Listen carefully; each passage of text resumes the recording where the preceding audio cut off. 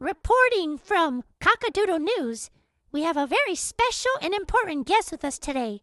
If you could please give a round of applause to Diego Visual.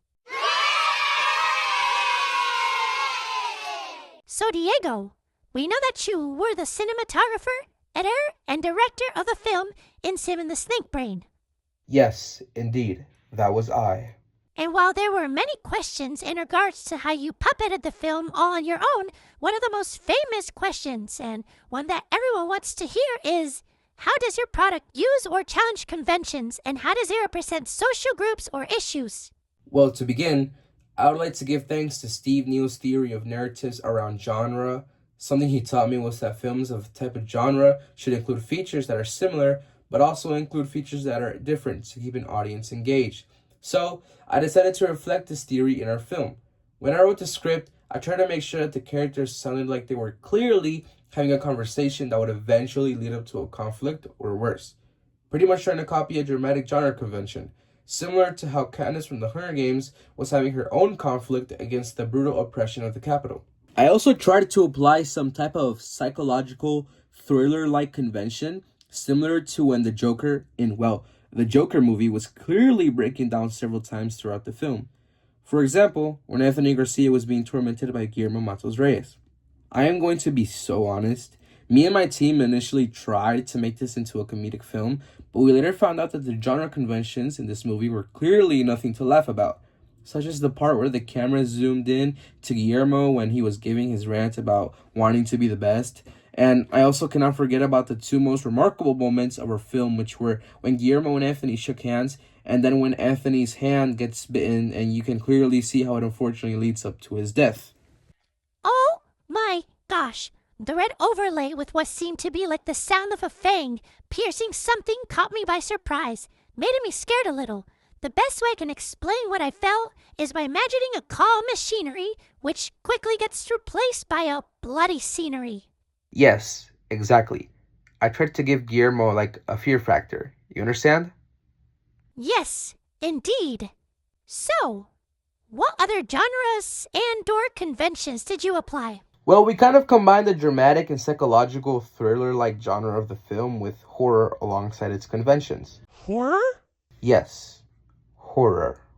Well, what do you know? I guess film directors always have something up their sleeve. Say? Indubitably. Now, to the second part of the question.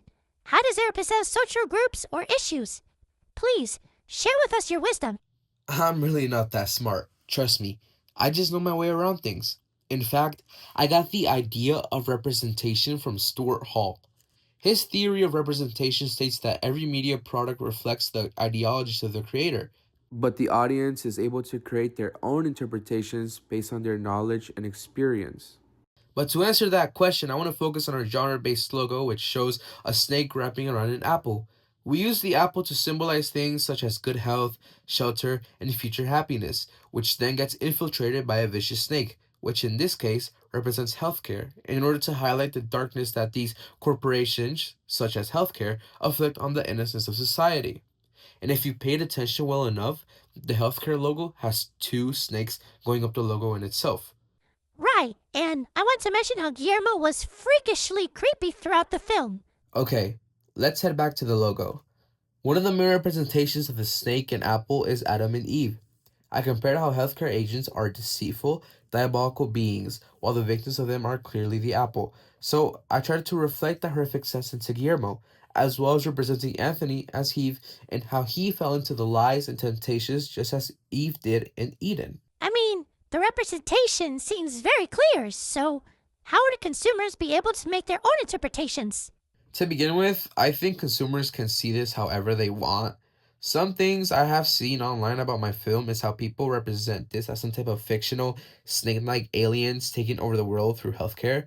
To even see this as Guillermo being possessed by a snake spirit going on a murderous rampage?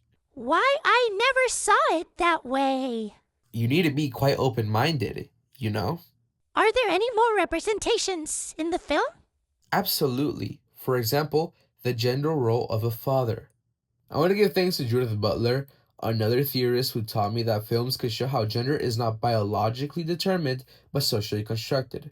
For example, one of my favorite parts of our film was when Guillermo tells Anthony that if he does not join, the higher ups or the elites, as I would call it, him and his family are destined to be hunted down.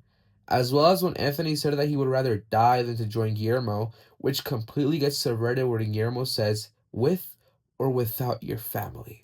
What I tried to do here is to represent Guillermo like a social manipulator against Anthony in such a way that it reminds him of his role as a father, reminding him of the things that he has to do as a father, and kind of giving him a false dilemma of how if he doesn't do this, then death is destined for him and his family. I am at a loss for words. Ha, that was my goal all along. Well, you guys give it up for Diego Vigil. Thank you so much for being here and giving us a deep dive into what your film truly is. No. Thank you for having me here. It was an honor. That being said, folks, thank you for tuning in to another interview of famous film directors. And remember, every single day is another opportunity to sing a new song.